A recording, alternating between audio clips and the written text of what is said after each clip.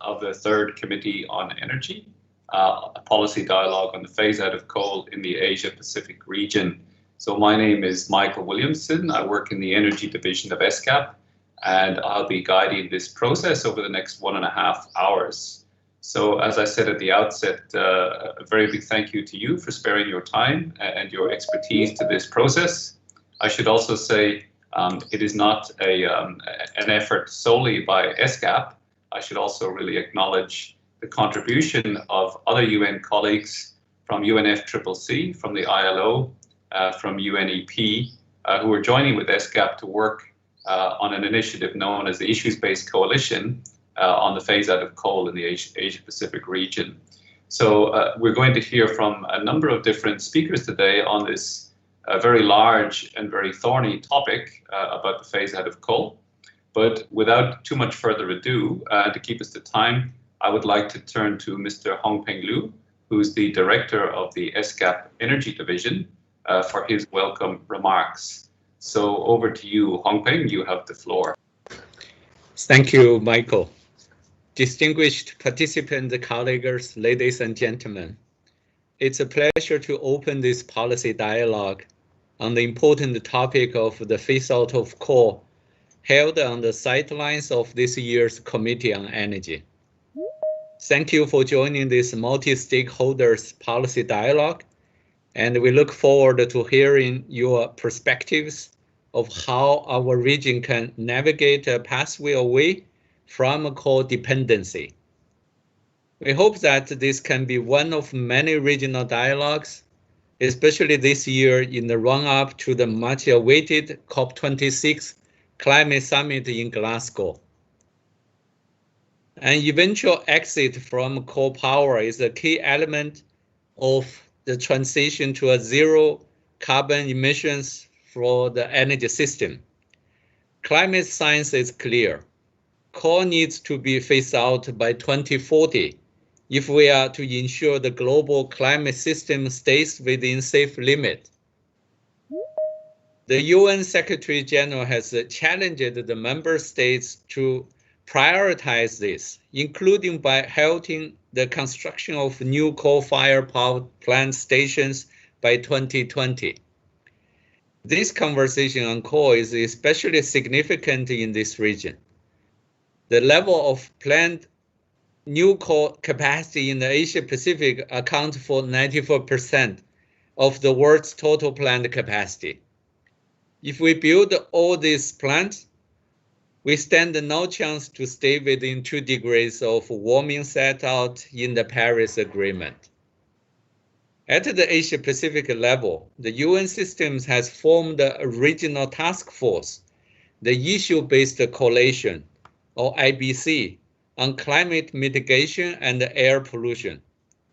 Its purpose is to coordinate the UN responses to the cross-cutting challenges of climate change and air pollution in the region, realize synergies between work programs, and create platforms to reach out to stakeholders.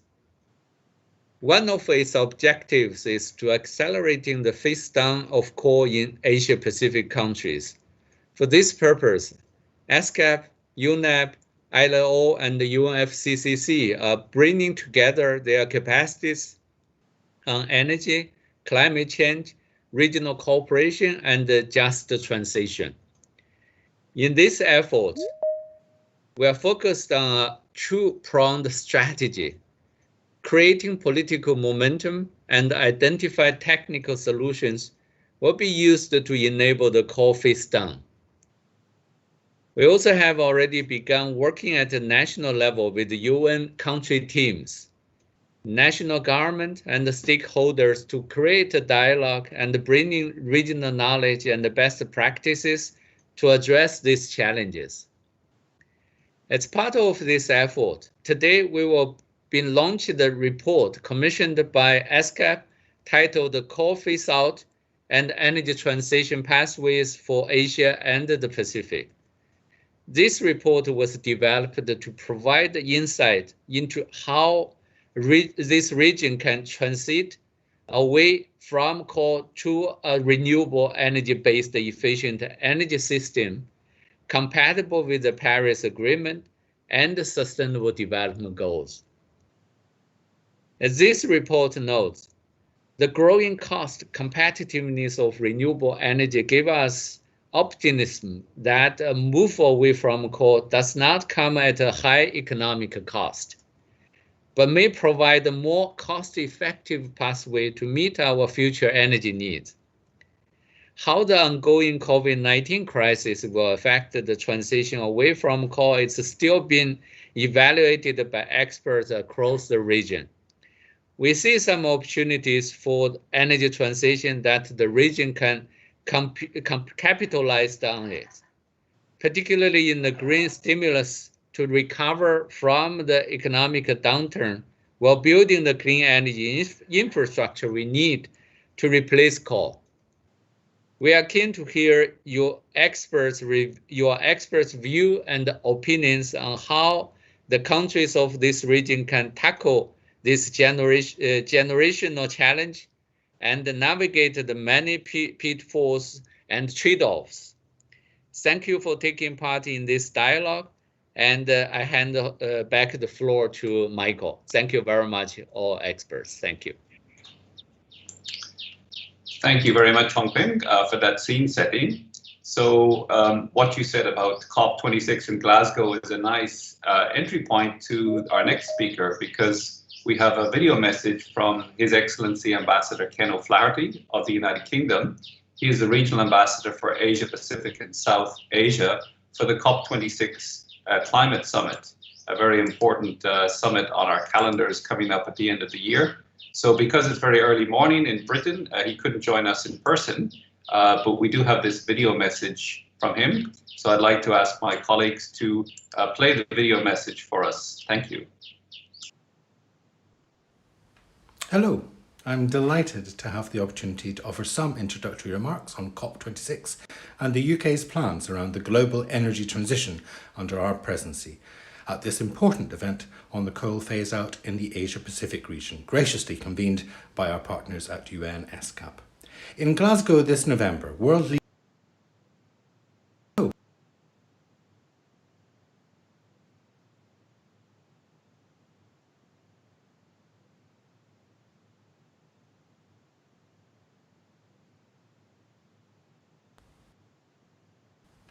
Hello, I'm delighted to have the opportunity to offer some introductory remarks on COP26 and the UK's plans around the global energy transition under our presidency at this important event. I'm delighted to have the opportunity to offer some introductory remarks graciously convened by our partners and the UK's plans around the global energy transition this November. Under our world leaders will come together to accelerate action on the coal phase goals of the Paris-Pacific region and the UN Framework Convention on Climate UN ESCAP. In Glasgow this November, world leaders will come together to accelerate action towards the goals of the Paris Agreement and the UN Framework Convention on Climate Change.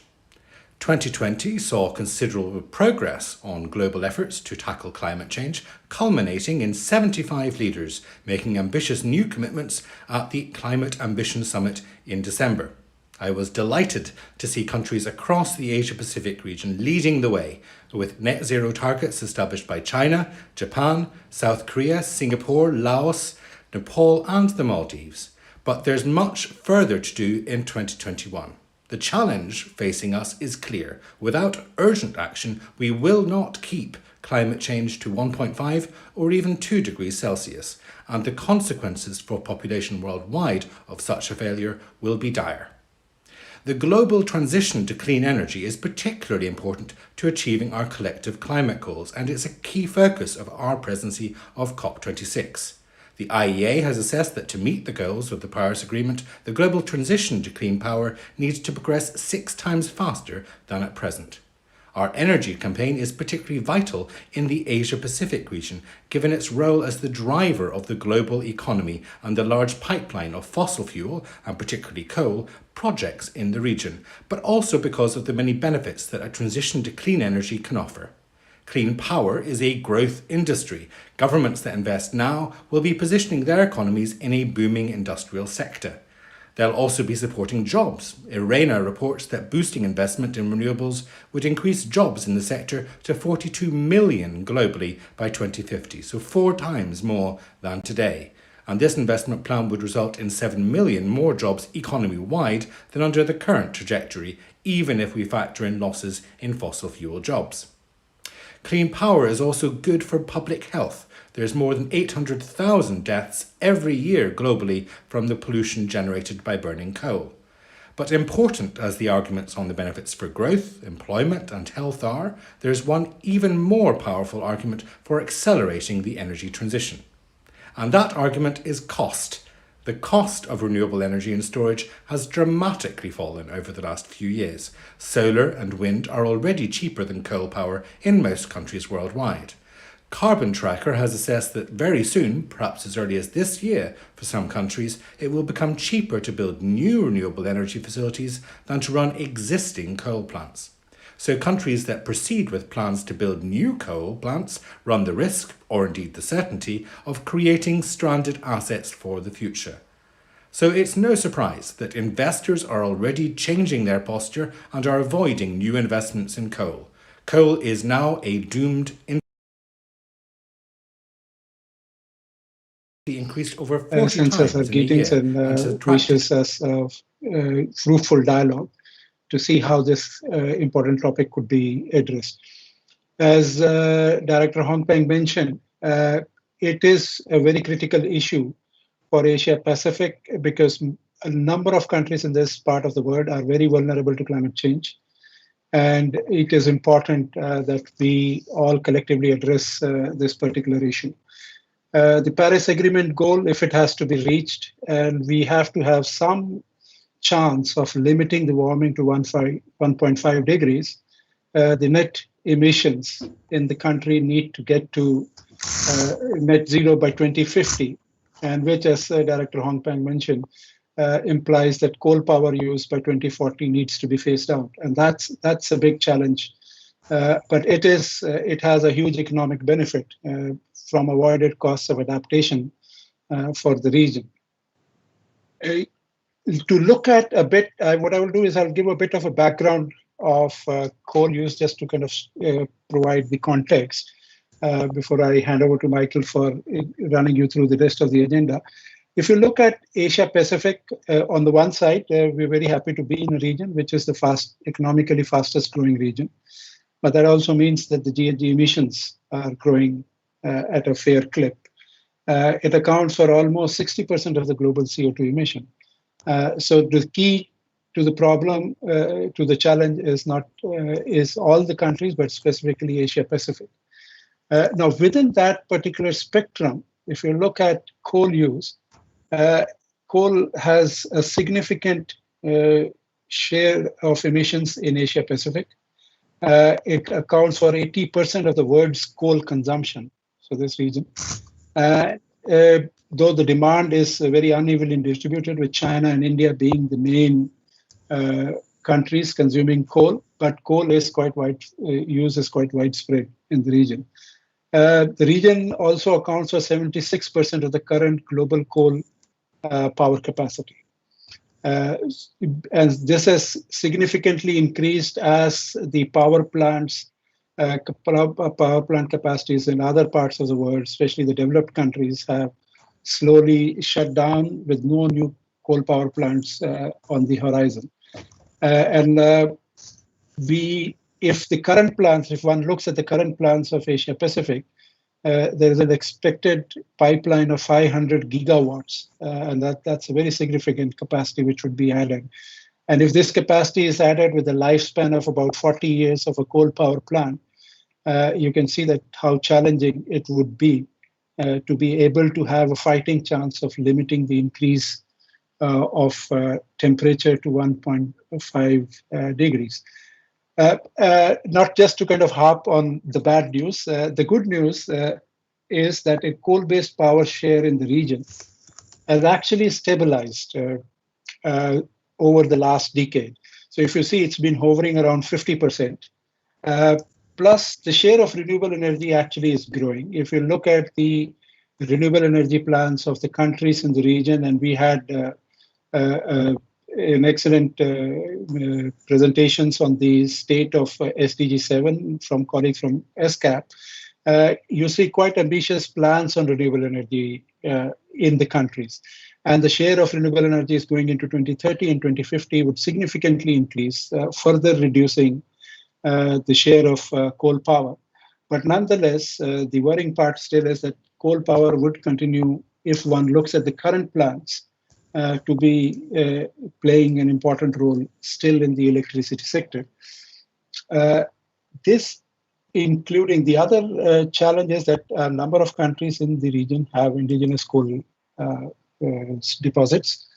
That makes it an economic issue in terms of its use for economic benefits. But then there are a number of countries which are actually dependent on coal imports. So there is an energy security angle to be looked into as countries look at strengthening their economies going forward, especially after recovering from COVID. So in the context of Asia Pacific, the other point which I wanted to also highlight is if you look at the opportunities, there are significant opportunities, there is significant potential in renewable energy. There are a number of reports from IRENA which has mapped out that the plans which countries have put forward for a share of renewable energy in 2030 is a significant underestimation. Countries collectively could easily reach 50% of their electricity from renewable energy by 2050. And this is not just bigger countries where there's been a larger momentum like China and India, but one looks at Vietnam and there is a story in the last 2-3 years, the capacity expansion there, or many of the other countries. So there is a huge potential. The second untapped potential is energy efficiency. The region has done very well, and thanks again to ESCAP colleagues for their reports on improving energy efficiency. But this potential is still significantly undertapped. If one looks at purely just applying European level standards for energy efficient appliances in 5 appliances, the energy requirement can go down as much as 6 to 7% in the region. The reason it is important is energy efficiency, actually the cheapest form of clean energy, also makes it possible to start curtailing the numbers of power plants that are required to meet the system requirements. Just a couple of points before I hand over to Michael. One, it is becoming very clear that RE is much more competitive. If you look at US, where the last administration did try to push coal power, despite that 95 gigawatt of coal power has been shut down over the last decade. Tata Powers, a company in India, came out with a report looking at its asset and said that actually it is profitable to shut down 15 to 20-year-old coal power plants and replace them with renewable energy. That would increase the overall profitability of the Tata Power company. So it is now no longer just an environmental issue. It's actually an economic reason why countries should be moving out of coal. So with those comments and context on the workshop, we look forward to hearing your views and also ideas on how we could support the countries. As Director Hong Peng mentioned, we are working as a UN group in providing that support. And thank you for this opportunity. Michael, back to you. Thank you, Sudhir. That was a very comprehensive treatment. And I think I like the way that you ended with an optimistic note, because I think optimism is really important in this conversation. Things are changing very, very quickly, and we have a very, very good chance of grasping this 2-degree target. But we do need to act now, which is why so many voices are coming together at this time. So I can't add to the substance of what you've said, because I think it's very complete. What I would rather do now, in fact, is turn to our speaker, Mr. Ji Tang, the practice manager of energy and extractive global practice from the World Bank, because the World Bank is looking at this issue very carefully. We've heard lots in the news about the World Bank's thinking and policy on this issue, but we're very keen to hear from you, sir, from your perspective. So I hand the floor over to you. Thank you, Michael. Thank you, Hongpeng, for the invitation to speak at this event. This is indeed very timely on the topics that we are facing in the East Asia and Pacific region. Before I start, talking about the World Bank engagement in phasing out coal in East Asia, I wonder whether Michael, will you be able to share the screen? That we have sent you a PowerPoint. I have a difficulty here on my side. My colleague Juan has sent you the PowerPoint presentation.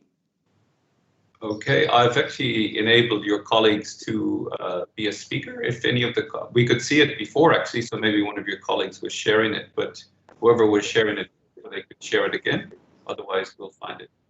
Yeah, if you can enable my colleagues. Okay, yeah, this is a PowerPoint I want to do. So thank you very much again. We think that it's very challenging to achieve the NDC target or the 1.5 degree or 2 degree we talked about earlier, right? To achieve this 1.5 degree, coal consumption plays a major role globally, and the East Asia really take a greater share of the coal consumption in the world. So actually, I'm the practice manager from World Bank side covering the energy program in East Asia and Pacific region. So today my discussion will be mainly focused on this part. When I talk about the East Asia and Pacific region of the World Bank, it covers from Mongolia in the north and Myanmar in the west, all the way to the east until Japan and Korea, and south to the Pacific Island. So that's the area I'm talking about. Here, I'm not going to cover about what is happening on South Asia, which particularly in Pakistan and India. So that's a geographical part I'm talking about. So my talk, we're going to talk about, what is the context and the outlook for coal consumption in this region. Then what are the key factors that are influencing coal phase out, right? As we see in this region, and what are the World Bank engagement strategy on phasing out coal in this region. Next slide, please. So actually, EAP region, what I just referred to, right, plays a significant role in climate change globally, because 56% of the global annual CO2 emission is coming from Asia. Next slide. Then when it comes to coal consumption, you can say over the past 20 years, then the coal consumption has increased by 150% in this Asia Pacific region. Particularly, you would say China plays a major share and accounts for a major share of coal consumption in the world. Next slide. Then when it comes to coal consumption, that's why I talk about the EAP region is of global significance regarding climate change. More than 57% of the coal consumed in the world comes from this region, EAP region. And China alone takes up around 52% of the total coal consumption in the world, which is more than the rest of the world combined, right? So that's the situation we're facing. And then in this region, next slide. In this region, 98% of the coal for EAP is coming from 4 countries, actually. China, Indonesia, Philippines, and Vietnam. So 98% of the total coal consumption in the whole EAP region is coming from these 4 countries, and China is more than the rest of combined. Then if you look at how this coal goes in this country, 60 to 80% of the coal consumption goes to the power sector. So without the phasing out of the coal for power generation in these 4 countries, then it will be difficult for the East Asia region, even globally, right, to meet the climate change target. That's a key message here that I want to deliver.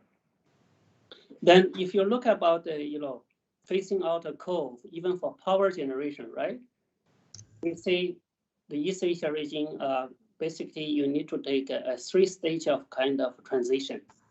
And 3 of these 4 countries, including Indonesia, Vietnam, Philippines, are in the first phase, and China is in the second phase. The first phase is really how do you slow down the growth rate of coal consumption for power?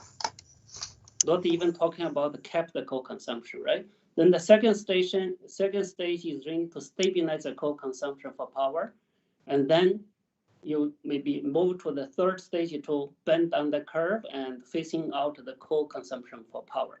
So basically, we say that these are the three stages that the country maybe practically are facing, and they, as I summarized at the beginning, right? Indonesia, Vietnam, and Philippines are the first phase is trying to just slow down, and China now is in the stage trying to cap its coal consumption for power. Then the reason why there is a three stage is there are both technical and financial reasons. Technically, there are a number of coal power plants that have already still under construction and all already be licensed in these four countries for construction. So you will see continually in the coming 5 years, coal capacity for power generation will continue to grow. On the other side, it is critical on how quickly the renewable energy can be beefed up, right, to replace the coal. So it needs time, and then for both renewable energy and the grid to take investment, make sure that they can replace the coal for power generation. And the third is really there is still a financial viability gap that in order to make the renewable energy has become completely increasingly competitive, but still in some of the cases, alternatives has a viability gap depending on how aggressive the country should go. And I'm going to talk about a little bit later what are the key challenges faced by these countries. Next slide. So the factors that are actually influencing the coal phase out, right? Next slide. So first is really on the demand growth. So the decision makers still want to make sure that the energy security is a number one priority. You need to meet the demand. And in East Asia, in this country, we'll say that at least maybe a 6 to 8% growth in these major coal consumption countries in East Asia. And the policymakers is generally looking for uninterrupted supply to the demand, right? So whether it's coming from coal or from renewable energy, but on the bottom line is that to try to meet the demand growth. And then there is also, in East Asia, there is one challenge is that power trade can play a role, but there is a geopolitics around the energy power trade. When it's come to the planning side on how to meet the demand growth, even there's a great potential. And on the other side, if you look at the consumptions, right, EAP country is only 1/5 of the consumption of the OECD. So there is a huge potential for further growing on the electricity demand. Next slide. Then what are the alternatives to meet the demand instead of coal? While coal is providing a 24/7 solutions to energy supply, the variable renewable energy we are talking about, the solar, right, is only about maybe a 3.5 or 4 hour solution. Then there is also a role to be played by other alternatives. So first is really, if you talk about the variable renewable energy, really to replace coal, you need to find also 24/7 solution, then energy storage systems come into the picture. At this stage, energy storage is still quite expensive, and it's on the track to reducing its cost. Then we are seeing a potential to scale up energy storage in these countries to support the renewable energy, variable renewable energy as an alternative, right? Second is really on the green hydrogen and the carbon capture sequestration. These are the new emerging items that are under discussion, but still it's in early stage of either research and the pilot. Particularly, in China, the World Bank is supporting the initiatives on green hydrogen part. Then hydropower and nuclear, there is a resource limit, right? There's a limited, resources as alternative. Pump storage could be a good, options in some of the countries. For example, in China, Indonesia, in Vietnam, and pump storage can be further developed and dispatched kind of storage to support the further integration of renewable energy. And the key message here is really before you really beef up the investment of renewable energy plus storage system, then you will see that natural gas can play a role as a transition, particularly in Vietnam. If you want to meet the demand growth, cut down the coal supply for meeting the growth, Then in addition to solar and wind, gas need to play a role in meeting the gaps as a transition. At the same time, a huge investment would be needed on the grid side to improve the capacity and the flexibility for dispatching of renewable energy. Next slide. Then the economic impacts, right, of the renewable energy, during the transition is also quite challenged. Then our initial estimation that, for example, in Vietnam, if you want to reduce 30% in GHG emission reduction, then you will need an additional $30 billion investment. That's a rough estimation on Vietnam side. So which means you would have a higher front capital cost to replace the long-term, external and fuel cost, right? You need a higher front cost, which means higher revenue needed from the power system, then which means maybe higher electricity tariff and the possible inflationary pressures on the economy. Then you need to mobilize private capitals for investment to meet the capital requirements. And then at the same time, you need to bridge in the gaps and through particularly international support. Some of the countries' NDC commitment on how aggressive they can go on renewable energy are contingent to what type of international support they can get. For example, in Vietnam. So the ODA concession support the climate change financing as well as carbon trading could help to bring in the financing gap. Then there is a, on the power system planning, really how you convert those external costs of emissions into the power system planning so that the clean energy can take up its role in the planning side. Next slide. Then you will see that even on coal power side, there is an increased, awareness on the environment and social impact. Then there is a civil society groups that voice opinions against coal. That's on the coal side.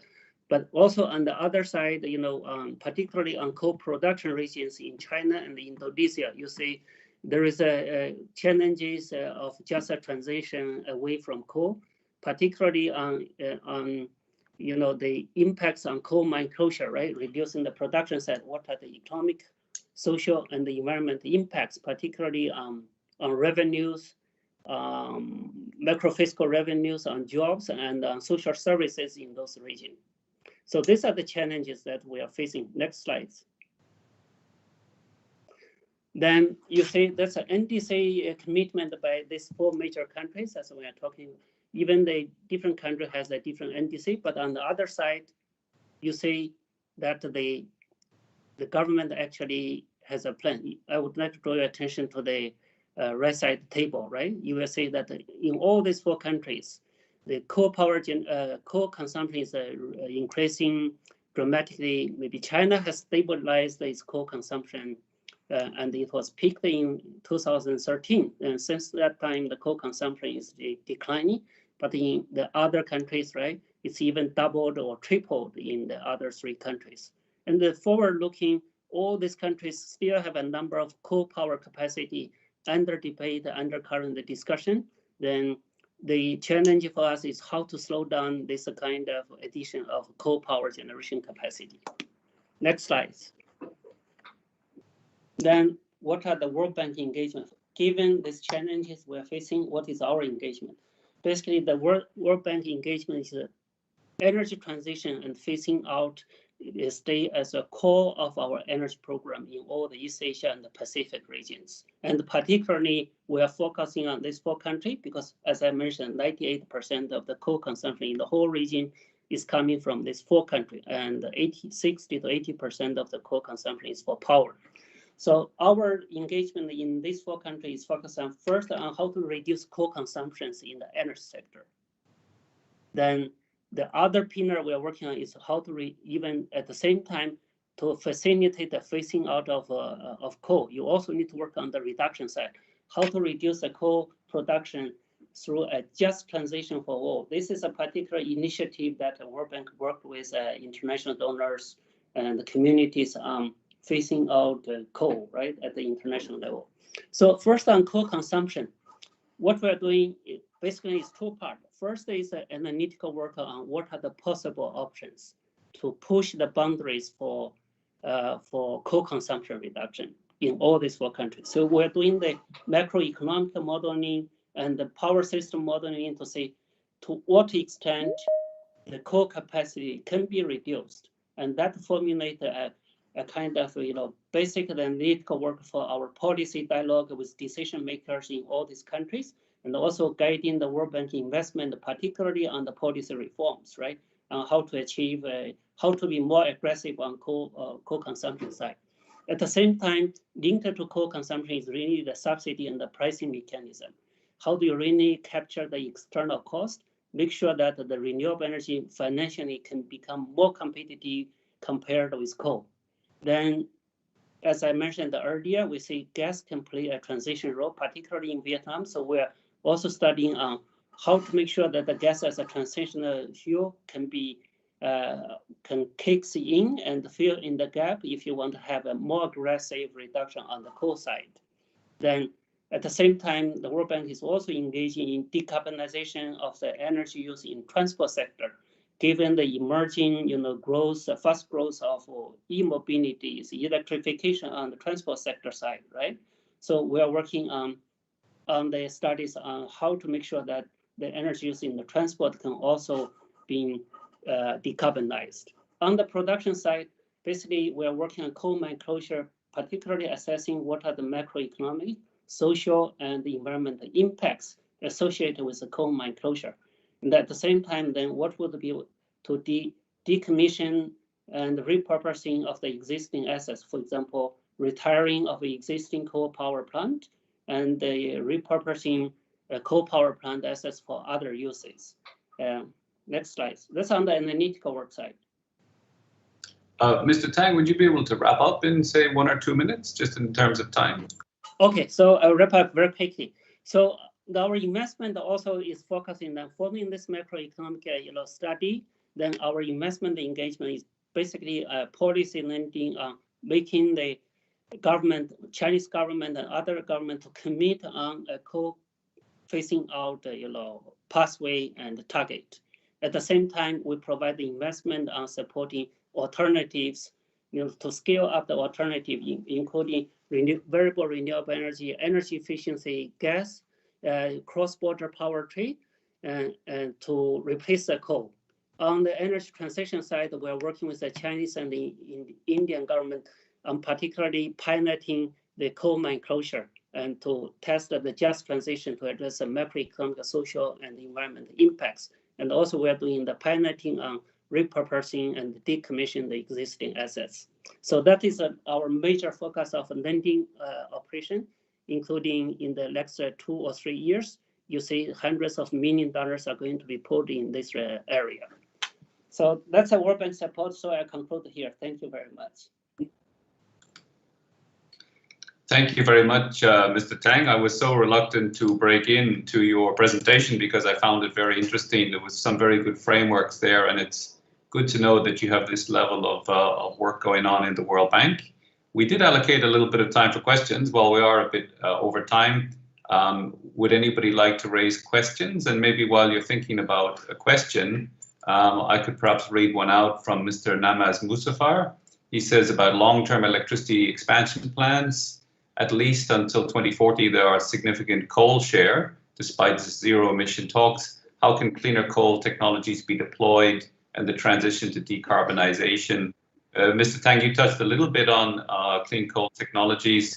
What do you think about the prospect of deploying these by 2040 to mitigate the emissions? So this question is for me, right, on the clean coal technology, right? It could be for anybody, but I think given that you've just spoken, you have a pretty good basis on which to answer it, perhaps. Okay, so to be frank, when we talk about the coal transaction carbon neutrality in the energy sector in China, China is still looking for clean coal technology. And from World Bank side, right, we think even its clean coal technology, right, is still just to make how a little bit more efficient on the use of coal. But still, it does not resolve the fundamental issue, right? To reduce the coal consumption. Even you have become more efficient, it may help, but it will not resolve the issue. So from World Bank side, actually, we are not supporting clean coal technology. We are basically supporting, how to even reduce and eliminate coal consumptions in the energy sector, right? That's a target. Then with a holistic approach, macroeconomic, financial, and social environment approach, right? To make sure that the alternatives can come on, but at the same time, you have policy to reduce coal consumption. So we are not going into the clean coal technology area, at least from the World Bank side. Okay, excellent, very good here. So unless there's any other questions, I think we may move on to session 3. I do see another hand up, and it's from Sudhir Sharma of UNEP. Sudhir, you have the floor. Yeah, thanks, Michael. I just wanted to add to what G said on the cleaner coal technologies. It's a bit of a misnomer to have a term cleaner coal. But importantly, the point is, which was also came out, that coal is going to be costly for most of the economies, and it is better to move. It is much more profitable to move into renewable, with the battery storage capacities technology becoming much cheaper, with large investments coming in and a lot of smart grid technologies coming in. It makes it quite possible to actually have a much higher share of renewable energy even by 2030. So countries should look at the economics as well, because it's the locked-in investment in coal plus the amount of fossil fuel subsidies a lot of countries provide is what one should look at as a saving, which would really help channel away from cleaner coal. I mean, there's no term as cleaner coal. It only means that there are no local emissions, but CO2 emissions are still there. So in my personal perspective, cleaner coal is a misnomer. Thanks. Okay, thank you, Sudhir. There has been another question come in, but I think in the interest of time, we have to move on to the next session. Hopefully we'll have time to address a couple more questions towards the end, but let me thank Mr. Tang for his very useful insights to this presentation. I'm sure all of the participants found that very useful. So let's continue on with the program, colleagues. The next session is the launch of the report, and my colleagues in ESCAP are going to show a QR code, which will give you an opportunity to access this report. And while you're getting your apps ready to read that QR code and download the report, let me tell you a little bit about the next speaker. So we're joined by Dr. Fuentes Hood-Filter of Climate Analytics, and she and her team in Perth, Western Australia, have done a remarkable job on this report, and I'd really like to congratulate them, because they've actually managed to fuse climate science, energy technology, international diplomacy, and many other issues into one report. It's not an easy report to write, but they've captured the complexity of this global issue very, very well in this report. So I commend it to you. And given that we're all gathered here today to talk about this topic, you'll have a chance to read the report later. But I thought to save you a lot of time in reading the report, Dr. Ursula could give her kind of summary and highlights of the key takeouts of the report by way of a PowerPoint. So perhaps I could turn the floor to you, Ursula, for your presentation. Thank you very much, Michael, for your kind introduction, and thank you also for inviting me to present this report. It's at this fantastic event, and we already had a great presentation and discussions, and I hope to contribute to this with a short summary of some of the highlights of the report. So I will share my screen. Is that working? Yes, we got the PPT. Very good.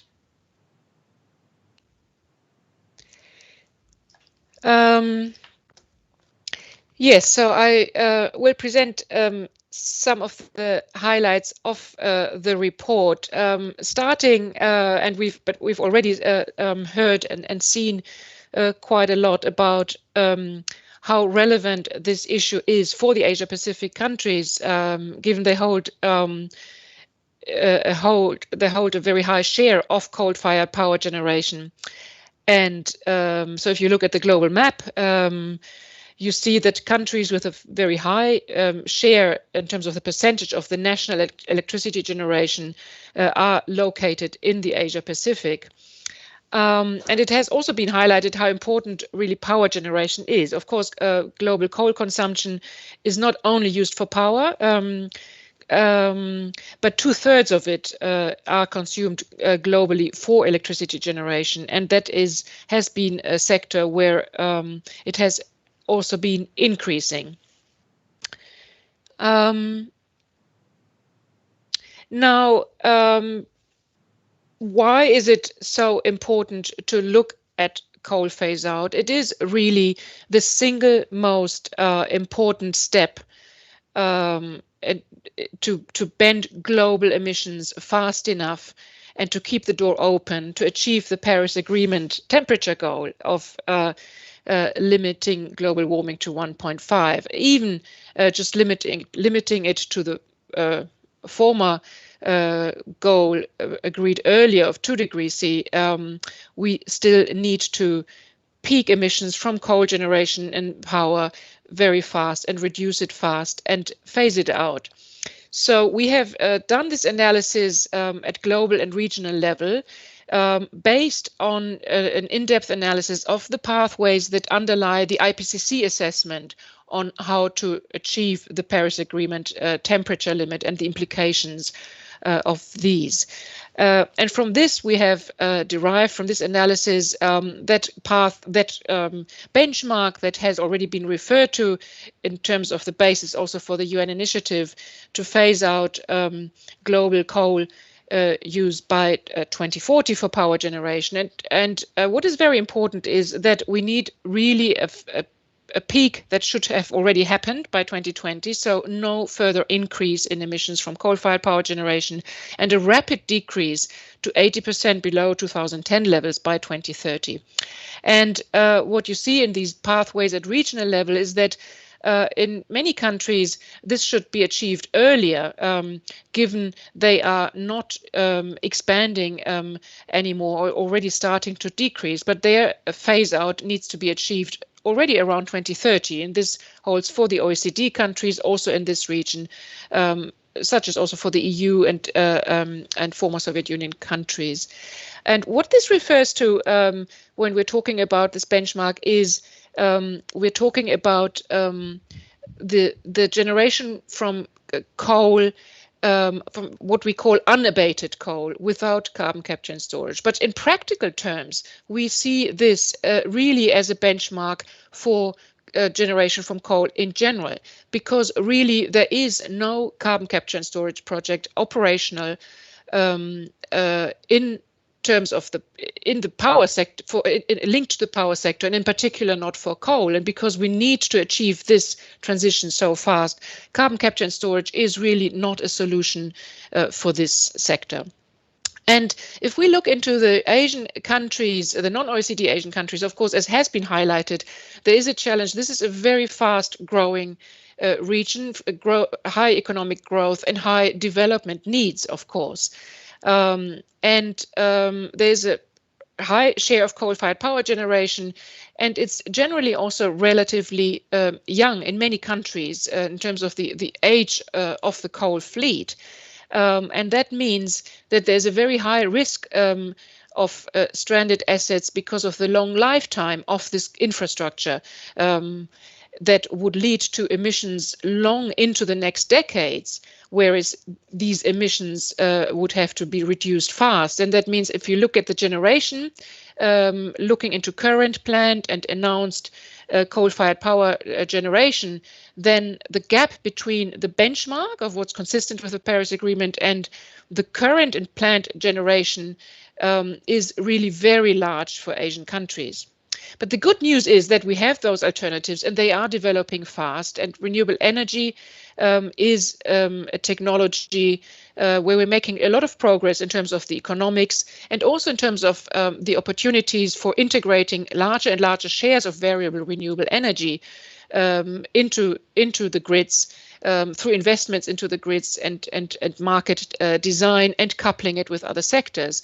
In the report, we've also outlined benchmarks that can be targeted for the share of renewable energy based on an analysis of pathways and an increasing number of pathways and scenarios that have been developed that show that a transition to even 100% renewable energy is possible in the longer term, and benchmarks of something like 60 to 80% shares by 2030 can be achieved and aimed for the region of the non-OECD countries in Asia, with some countries that have already expanded renewable energy more than others, like China and India, being able to achieve higher shares in a shorter period of time. Now, looking again into what are the risks of the continued expansion of coal. So what you see here is we have estimated the emissions implications of coal plants of the currently operating fleet, and looking into those that are in construction or have been announced or are planned, and estimating the emissions implications, taking into account also the different technologies. So taking into account that increasingly there's an investment or planned investment into more efficient coal technology, which is sometimes called also clean technology, like supercritical or ultra supercritical. So even if we take that into account, the emission implications are not consistent with what we need for the Paris Agreement. And as has been already said, a very large share of the global coal generation capacity is in this region, but an even higher share, it's actually almost the whole planned expansion of coal is located in the Asia-Pacific region, almost 500 gigawatts. And when we look into those countries with particularly high expansion plans, and we've listed them here in the table, by the order of those expansion plans, then we see that just a few countries, and some have been already addressed in the previous presentation, alone cover 80% of the global pipeline. And some of these countries, we've highlighted them here in red in the table, have pipelines, that means coal-fired power generation in construction or planned or announced, that is larger than the current coal-fired generation capacity. So there is really then a particularly high risk of stranded assets in these region. And looking into some of these countries here grouped together, those countries in the South and Southwest Asian regions that have very high expansion plans compared to their current capacity. So these include the countries in South Asia, Bangladesh and Pakistan, and Sri Lanka, and also Turkey in Southwest Asia.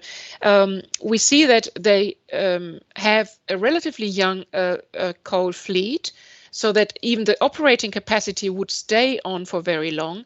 But if you add all the coal-fired power generation in the pipeline, then emissions, greenhouse gas emissions, would triple compared to today. And this highlights the very high risk of stranding assets and the risk of increasing the cost of the energy transition, given the economics pointing already now against coal, which will then pose an additional burden for emerging economies, as are also in this region.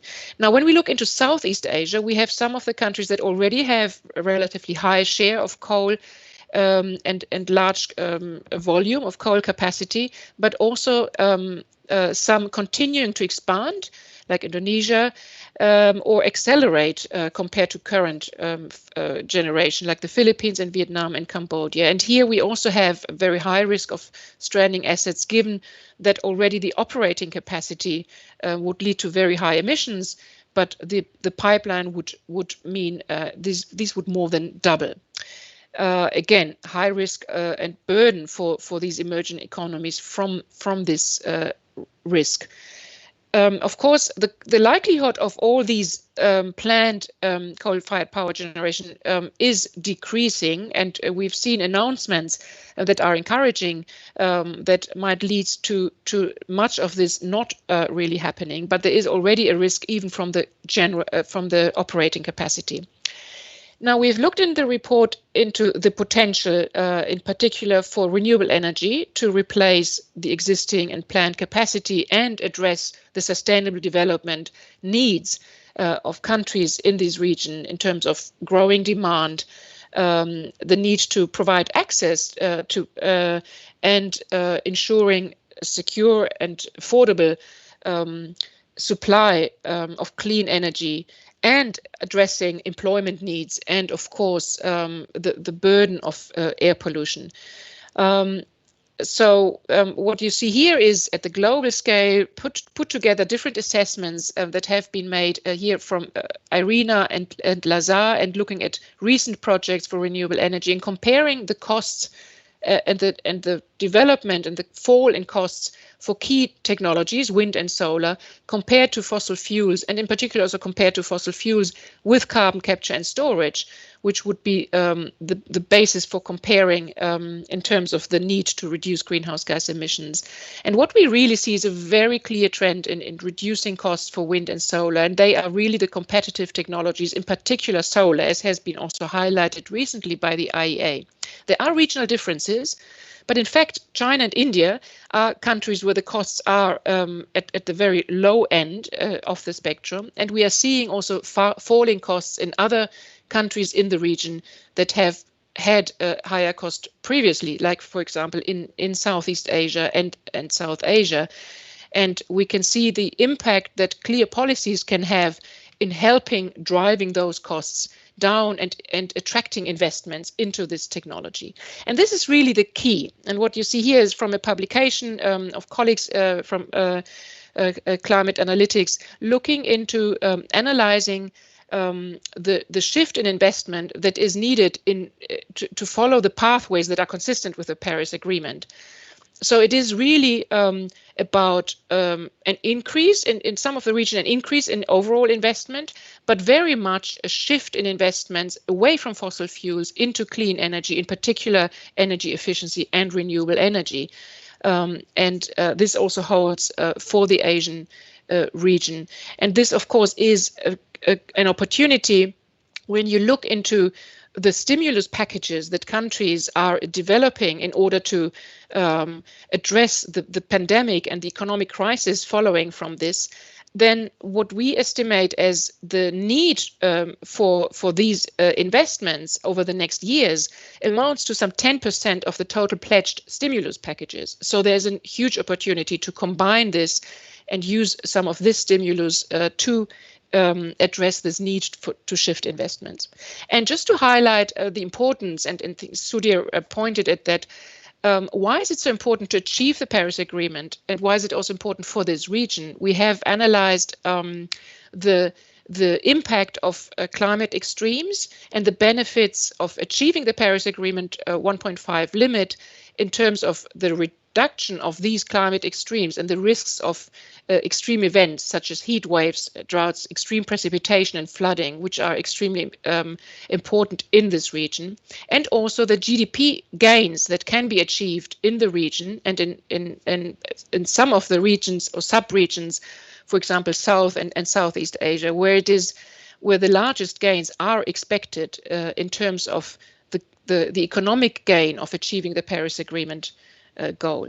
So finally, we have, from this analysis and looking into the drivers and into the policies that can help to manage this transition, which does seem like a daunting task, of course, in such a dynamically growing region, we have developed a number of policy options and their recommendations that can help managing this transition.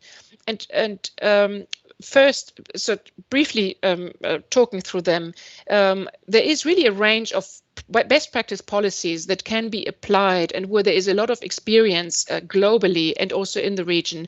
And key for this is phasing out fossil fuel subsidies and introducing carbon pricing. And we've just heard from the World Bank about some of the initiatives to support the adoption of these policies and consistent policies to support the uptake of renewable energy and to encourage the shift in investments, like with stimulus programs. But what we also highlight is that it's important to move towards transformational policies and consistent policies and the adoption of targets and planning that are in line with what is needed with the Paris Agreement. And here, of course, it's an important opportunity to look into the need to update the nationally the contributions to the Paris Agreement and developing long-term strategies and adjusting the energy planning to these as well. And for this, there's a need to develop pathways. We have analyzed many pathways at international level, but there's a need to really develop pathways also at the national level to enable really the integration of different targets and different country-specific circumstances, and to support a process for long-term strategies and planning to anticipate change and look into where stranded assets can be avoided through investments into fossil fuel-intensive infrastructure, including gas as well, and help then manage that process of a just transition that is so important, in particular for countries that depend in terms of employment also on production of coal. And this is then also an important basis to adjust or to identify which financial support is needed and how to focus this on the needed shift of investments in line with these benchmarks of the Paris Agreement. And of course, there is a lot of opportunity in regional cooperation, and this is something that, of course, in relation to the UN organization and ESCAP is relevant. Regional and international cooperation. There are initiatives. There are existing initiatives that countries in the region can join, for example, the Powering Past Coal Alliance, or also develop regional initiatives together with private sector engagements and civil society to learn from each other, but also to look into the cross-border cooperation in terms of power system connectivity and integration of renewable energy. And this can, of course, build also on existing initiatives like in South Asia and in Southeast Asia. And finally, we also highlight the important role of financial institutions and the cooperation there on sustainable finance and transparency also in the region. And with this, I hand over back to Michael. Thank you very much. Okay, thank you very much, Dr. Ursula. You've done an excellent job of giving us some of the key takeouts of this report, and I do commend the report to all of you to download it and take a read. We have a little bit of time for questions, and of course, as usual, you can put your questions in the chat box, and you can also raise your hand. So let me just see a couple of key questions. We have one from Mr. G. Tang. So he says, when the report talks about the cost of renewable-based electricity, does it consider the cost of associated energy storage capacity and system flexibilities on the power system side that's needed for integration of VRE? And he notes the challenge of curtailment in China, and it can reach about 40% in Vietnam in terms of curtailment. So it's not just the cost of the solar or wind farm, but it's the system cost. Any comments on that dimension, Ursula? Yes, that's a very good point. The slide that I showed was indeed just the comparison of LCOE of the specific renewable energy technologies, but the issue of the costs of storage and grid integration is a very relevant one, and is one that is integrated in the pathways that we have also analyzed. So looking into those least cost pathways or integrated scenario analysis, this would be included. And it's also included in the assessment of the investment needs. So if we look into those investment needs, a large share of those are actually related to grid investment. And then, of course, also storage plays an important role, the higher the share of variable renewable energy. The good news is that those costs are also falling. Storage costs, in particular batteries, and the opportunities then through electric mobility of integrating renewable energy in the overall energy system and having that flexibility when you also integrate end users through electrification. So these are indeed very important aspects of, and that plays into the need for pathway development and planning to then adjust also those plans and investments. Okay, thank you, Ursula. There's always more topics to talk about than we have available time, unfortunately. We have a question from Namaz Mustafar, where he says, from Sri Lanka, he says, coal industry is established with investments and employment. Phasing out coal may impact this. How can they be incentivized in the phasing out process? I think that one we can park because Dr. Cristina Martinez of ILO will cover that very comprehensively in session 3.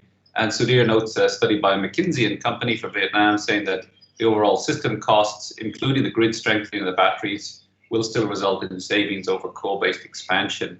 And I think we see a lot of renewable energy developers globally putting together packages of wind plus solar plus battery into one integrated unit. And when you look at that type of system, it looks more like a coal-fired power station from the point of view of the grid. You have quite a good degree of complementarity there. And these technologies are changing very, very quickly with costs coming down.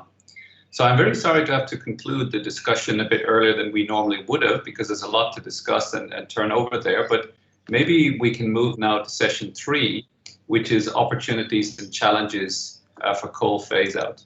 Now, you see, this is the important part where we get to hear from the national policymakers. And national policymakers are a key part of this dialogue because they are actually the agents of change. And too often, I think those of us in think tanks or international organizations, we're not faced with the same pressures that they are in terms of keeping the lights on and responding to all of these multiple drivers across society. So I think it's really useful to hear from policymakers in this context. And I really want to thank the 2 policymakers who've agreed to share with us their thoughts. We have from Mongolia and also from Bangladesh. But I'd like to turn to Bangladesh first of all. We're joined by Mr. Mohammed Hussain. He's the Director General in the Ministry of Power, Energy and Mineral Resources of Bangladesh. He was also the chair of our committee in 2019, for which we are very grateful. But Mr. Hussain, our attention was drawn to the newspapers in Bangladesh yesterday, where there was a very big announcement about the government removing plans for 9 coal-fired power stations. So we'd like to learn about that and other issues that you see in terms of this issue of coal in Bangladesh. So the floor is yours, sir. Thank you, Michael, and thanks to Mr. Hong Peng for inviting me to the session. I was carefully listening to Ms. Ursula also. It's a very good publication. Thanks to Mr. Ursula. Tang from World Bank is a very good friend of mine, and he has also highlighted some of the issues, including Bangladesh. The publication that you are referring to, that Bangladesh is phasing out 8 coal-based power plants, is a piecemeal information I can tell you. But before going to that, let me give a background of our energy scenario. Before 2009, in fact, our power sector was solely based on natural gas, domestic natural gas.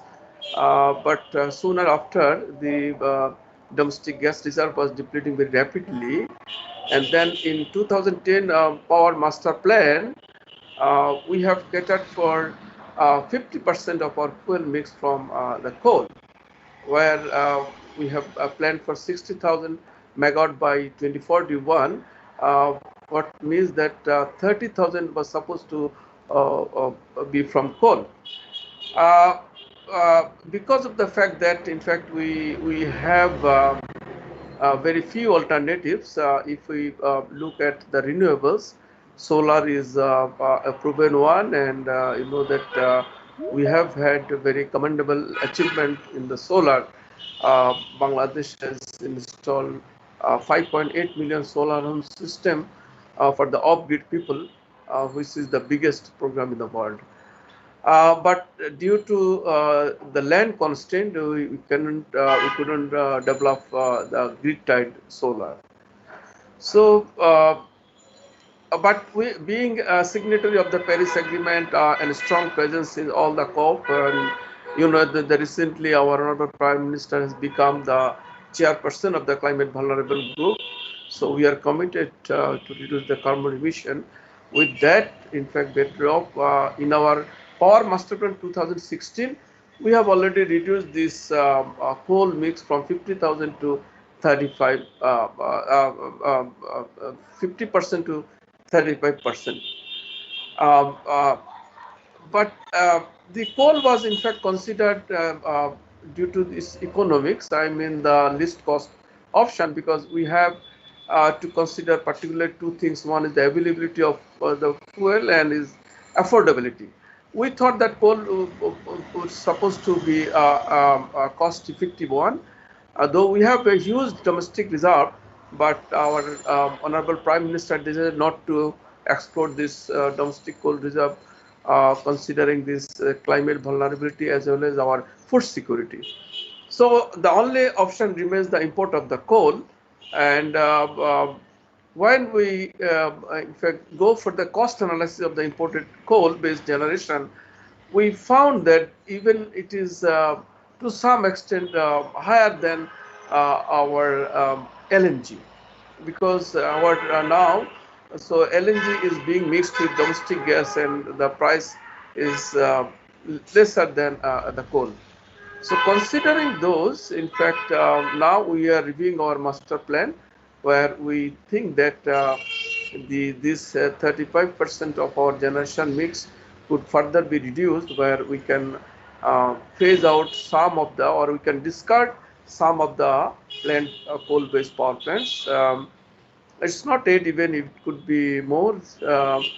In fact, in principle, still our intention is whatever we have started implementation, we will try to remain with that, and as an alternative, we will go for LNG-based power plants, and we are scaling up renewables. Particularly the solar. The government, you know, the government of what we call the khas land. I mean, the government would land where there is no agriculture. So we are identifying those land and trying to develop those land for solar park. And meanwhile, 33 megawatt solar is in operation already. Commercial operation is going on. 150 megawatt also has gone for the operation. We are going to inaugurate another 33 megawatt solar power plant. We are trying to identify all the government buildings to go for the rooftop solar on business model. And for that, we have also developed a net metering guideline. So I think that will also give some breakthrough to add more renewables. And but we are now thinking that instead of all these renewables or LNG, energy efficiency was discussed just before me. That's also the good alternative option. I can say this is rather an alternative fuel. So you see, our peak demand stands for a particular month. I think 3 to 4 months during the summer, and also if we consider it in the evening time for a very short period. If we could cut this peak demand through cross-border trade, power trade, and that will rather meet the demand as well, reduce the cost of the generation. So I believe that through that we can, through this regional cooperation, regional power trade, both exchange. I can even instead of keep on importing, we have the now capability to even export at least 7 to 8 months a year to our neighboring countries. And you know that we have a very unique seasonal diversity in our sub-region, where during the winter our demand goes to the lowest, and the countries like Bhutan, Nepal, and part of India go high because of their heating load. So we have a very, I think, favorable situation where we can trade within ourselves and cut this uh, super peak load. And in this way, we can also minimize the generation need.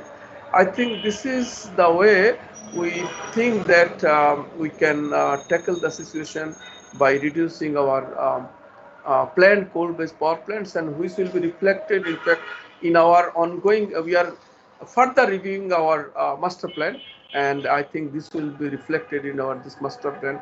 And after that, we can give the clear picture how the contribution from the coal will be there. Even whatever coal is there, in fact, you know that though this clarification of the clean coal I was hearing, but still we can minimize, if whatever is there, we can minimize through adopting this clean coal technologies as well as coal management issues.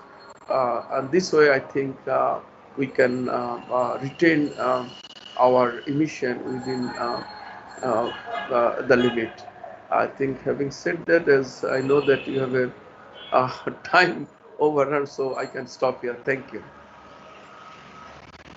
Thank you very much, Mr. Hussain. I think you've added optimism quite a lot.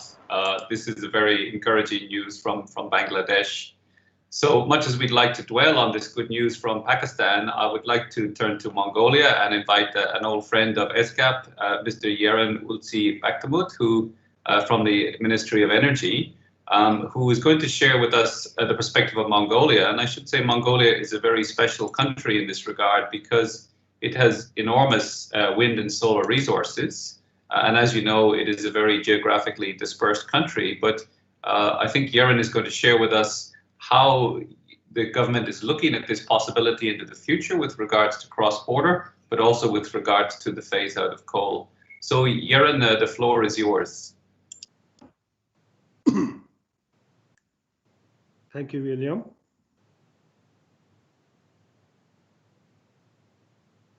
As the landlocked developing country, the Mongolia attaches a particular importance to taking active part of the regional and multilateral economic cooperation mechanisms.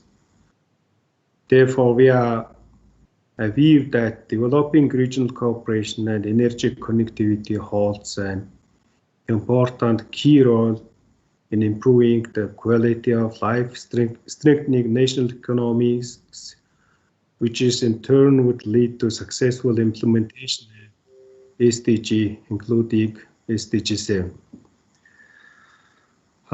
Next slide, please.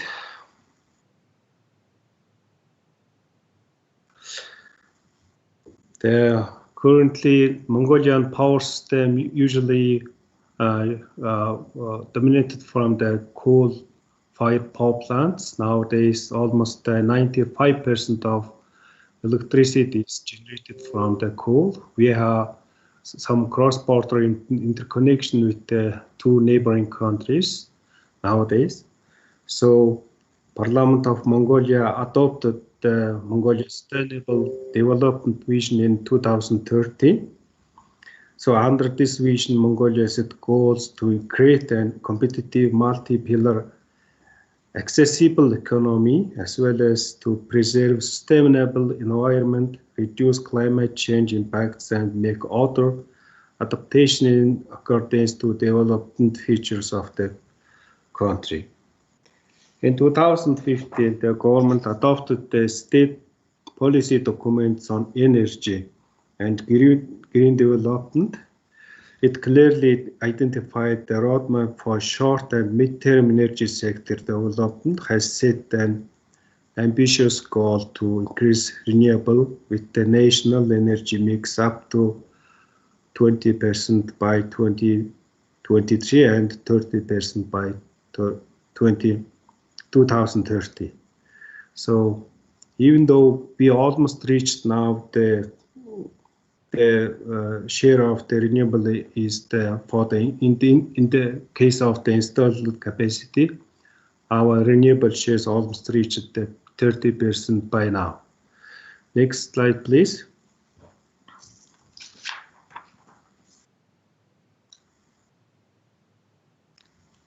Next slide.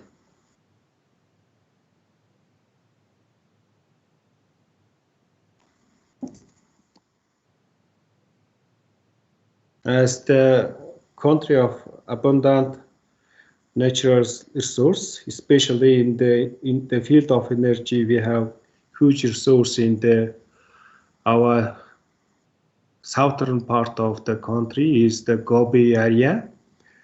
There is the huge potential for the renewable energy. We have great potential to gain economic benefits by sharing that resources with the neighboring country. Currently, we have jointly made with the Asian Development Bank and made a study to assess the viability of Mongolia to interconnect with its neighbors and export clean power to the customers in the region. Next slide, please. The slide shows how is the potential of wind in the case of wind and solar in the Gobi region. Next slide, please. According to the comprehensive study, the Gobi region can develop and supply up to 200 gigawatt of the wind and 1.2 terawatt hour of solar energy to its regions. Next slide, please.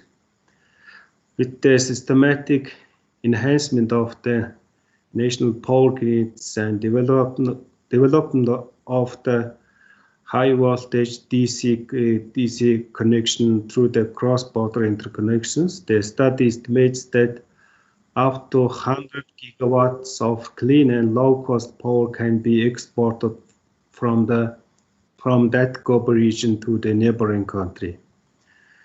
Next slide, please. The study estimates that best and most economically exploitable resource in the region at 192 gigawatt of the wind energy and 1.1 terawatt of solar power, favorably located close to the China in the Gobi Desert.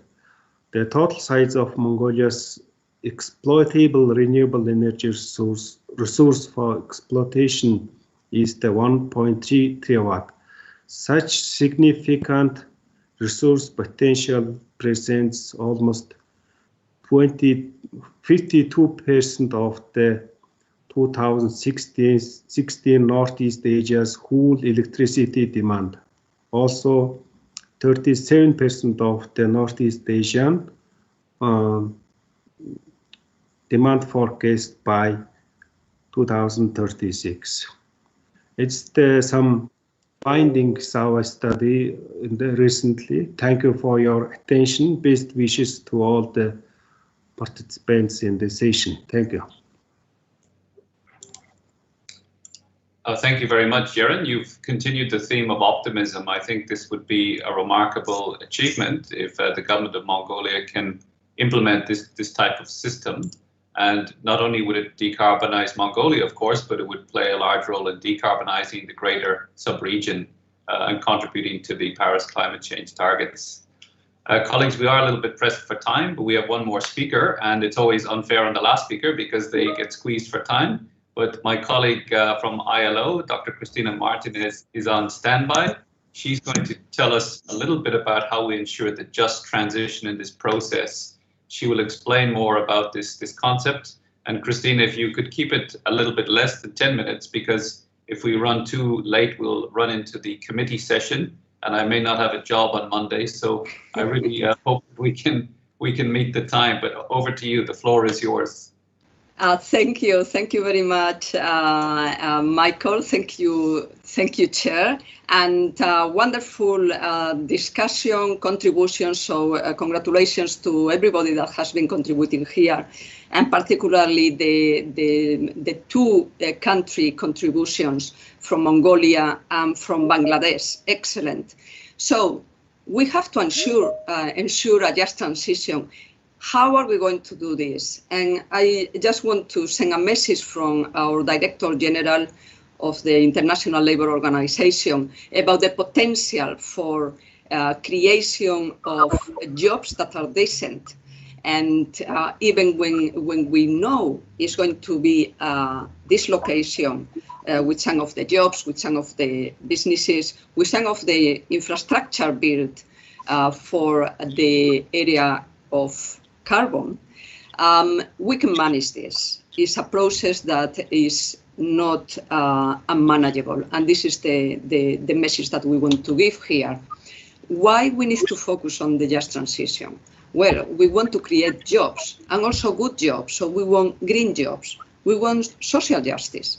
We want fair transition for the workers, also for the enterprises and for the communities. And we want to address any of the risks to the work that are associated with the environmental challenges. I think I need to mention that when we talk about job creation and we say we want green jobs must be quality, decent jobs in line with the decent work agenda that all countries members of the UN are signatories with the ILO. Promoting standards, fundamental principles and rights at work, creating opportunities for women and men to decent employment and income, enhancing social protection for all, and strengthening tripartite and social dialogue. And of course, Mongolia and Bangladesh are very well aware of this with the tripartite mechanism of the ILO for discussions. We assure the just transition by advancing planning, by using a policy framework. And on this, the countries of the ILO has prepared the just transition guidelines that have been mentioned already, the just transition by colleagues here from the World Bank, at the beginning by our colleague from ESCAP, and also from Climate Analytics. And these just transition guidelines look at policy coherence. They look at institutional arrangements, at the social dialogue and labor standards across the whole section of the macroeconomic section, the employment issues with skills development, and the occupational health and safety and social protection. We need to think, what are the type of jobs that are involved in the coal industrial ecosystem? And what are the type of jobs that we want to promote? And what is the role of women on this transition? Can we enhance and empower women to participate in the dialogue, to bring solutions for the Just Transition Action Plan? And I think we all agree that this needs to be done, and women organizations are already involved in discussions. We need to bring that empowerment even further. I'm not going to go into the 9 policy areas for a just transition because that will take a long time perhaps, and this can be a guidance for other dialogues. But it means we need to look at the growth policies at the same time that we look at occupational safety and health policies, at the skills development, at social dialogue mechanisms. We need to look at the informal sector and look at the local level, those mining regions, what we need to do to fulfill the promise of development on those particular regions that just because they have a mining industry going on, it does not mean that the jobs are decent or the jobs are bringing dignity to the families and the communities. So this is an opportunity for us all in development with the leadership of the countries and the private sector, the employers' organization and the workers' organizations to bring that promise of development to the front. So we will be very pleased to work on with you on this. Thank you very much. Michael, over to you. I hope that I preserving your job if you are still there. Yes, thank you, Christina. You did an excellent job of capturing that in one presentation. And I think the importance of what Christina has just been discussing should not be underestimated, because we cannot just flick a switch and go from the brown economy to the green economy. There needs to be this adjustment and this transition in the middle. Human, societies have done this type of transition in the past, but this is perhaps a bigger and more profound change than we've achieved before. But I think the picture that she's painted is that this is a positive shift, but we need to try to figure out ways of address those who are losing out and compensate and make these sorts of adjustments. But a future built on green jobs is probably a better future. It's got better quality of work, more gender inclusivity. And I think this is something that a lot of us as energy practitioners don't think about every day. So it's very useful to bring this perspective in. So we want to give a chance for a couple of questions. If anybody has questions or observations or comments, please feel free to raise your hand or even just to put it in the chat box. And between all of the speakers, we could try and answer them.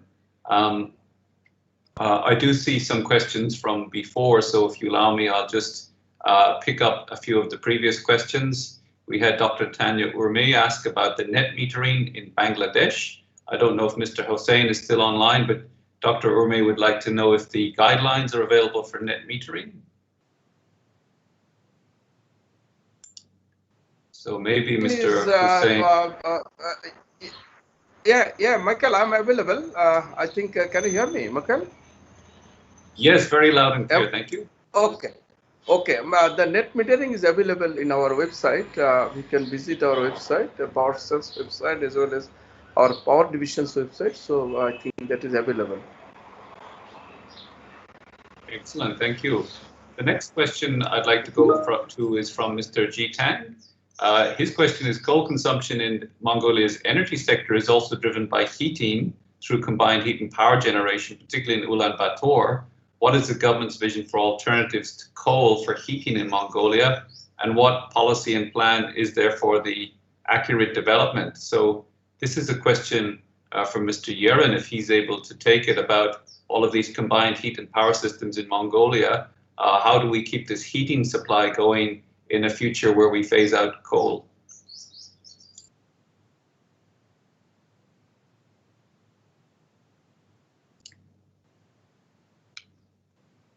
Jeroen, are you still able to hear us? Oh, thank you.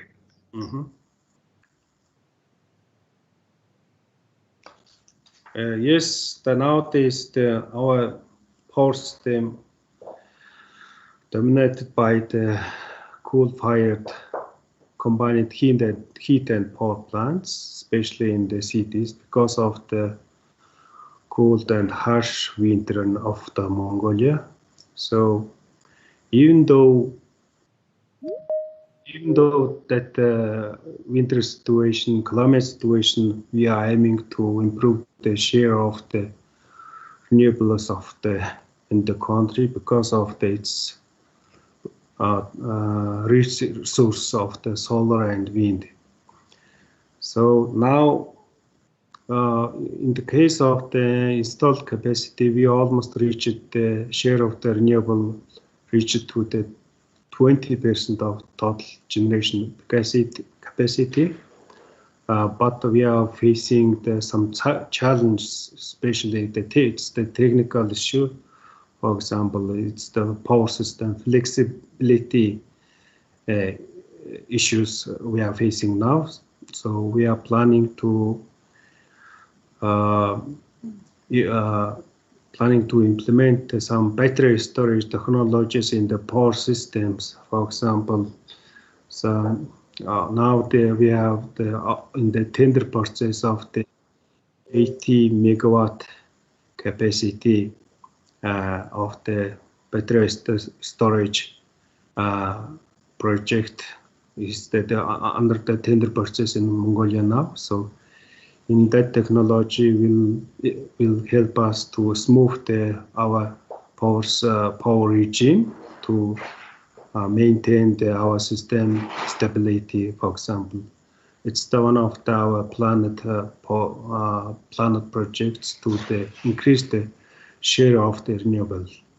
But Mongolia is almost 3 million people of the Mongolian total population. It's the small market, very small demand, but we have the huge renewable energy share, potential. We should share it with the neighboring countries because our neighboring countries have the huge electricity demand now. So we are inviting our neighboring countries to participate that kind of initiative. It's not Mongolian project, it's the international, it will be the international regional project to the sharing that COVID is renewable source to the generate electricity and export it to the China, Korea, Japan, etc. It's our just policy we are holding now. Thank you. Okay, thank you very much, Jeroen. I think that's a good response. And one thing that we did in ESCAP was a study on heat pumps in Kazakhstan to look at how you replace the district heating systems, which are very old and inefficient, with heat pumps. But the point is, once you have low-cost renewable energy, you open up many other possibilities for the provision of heat. Just some other questions and comments coming through from Mozaharul Alam Babu from UNEP. He's congratulating Bangladesh for moving towards cleaner energy pathways. And also a thank you from Dr. Tanya Urmi, who's also thanking Ursula for her presentation and noting Bangladesh's initiative to reduce coal and do building integrated PV. So thank you for those comments. So unless there's any other final comments or questions from the floor, we have run a bit over time, so I just wanted to do a quick summing up if there's nothing further from participants. So first of all, really just to thank you all for this excellent discussion. I think it's been a multifaceted discussion. We've covered many different issues in a short space of time. I think the purpose of ESCAP holding these dialogues is really to assist policymakers across the region to start taking these steps. And we've outlined what the tools are in the toolbox towards the phasing out of coal. We've talked about renewables, energy efficiency, cross-border connectivity, and others. And I think every country has to tread its own pathway on the journey away from coal, at perhaps different speeds and with different emphasis on these different tools in the toolbox. But what we are trying to do is to provide a platform for this regional information sharing, for sharing of best practices, and to do the kind of analysis that's in this report that helps countries see this issue from a regional perspective, but also to draw this regional perspective back down to a national level where some concrete strategies and ideas can be developed. So I apologize for letting the session run a bit over time, but let me express my gratitude to all of the presenters and to all of you for taking part. The rest of the day will be taken up with the Committee on Energy, the adoption of the report, but I'm very happy that we managed to fit in these two excellent side events, the first one on energy access and this one on the phase out of coal. So with that, I bid you good day and thank you, and we look forward to working with you all in the near future. Thank you and best wishes from the ESCAP sector. Thank you, Michael. Have a good day.